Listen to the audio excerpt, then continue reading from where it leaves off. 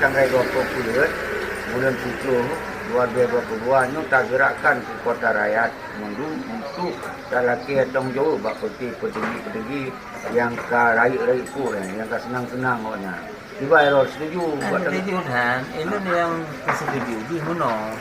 benar perubahan renovasi bebau rengsa tadi hanya berjalan jadi kan dia bubuan harus tertarik mandat nanti tertarik mandat Pak Putih Malik Mamun Datul Manaknan itu sudah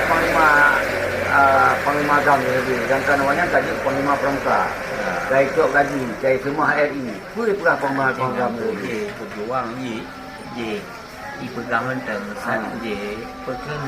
sandiwara menteng ya sebetulnya konurun dalam ideologi mereka ini cuma orangnya wayang kan di kedua bangsa seolah-olah menteng berjuang ya luar biasa cah dia yang itu pedih lahir cuma orangnya ini bodoh untuk yang pelahnya kita Jawa hanali itu pelah itu betelung nah cuma kan sebagai belum ada kedok bepo di bangsa sudah ada jadi dari seruan-seruan ini kasih setuju loh nah dengan perjuangan untuk mengangkat kembali dalam setuju di saya kan minta balik alih minta balik alih belinya pimpinan karena pimpinannya hanya Pak Poli ke perjuangan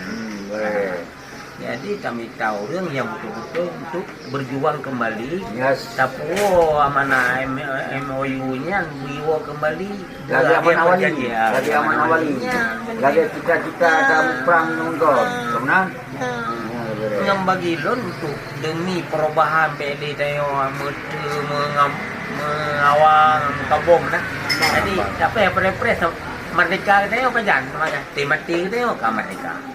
kamati kanilo mah nyo belum peduli nyo adalah salah sidro tentara rakyat kemerdekaan yang dari awal memang urung dalam pasukan tapi orangnya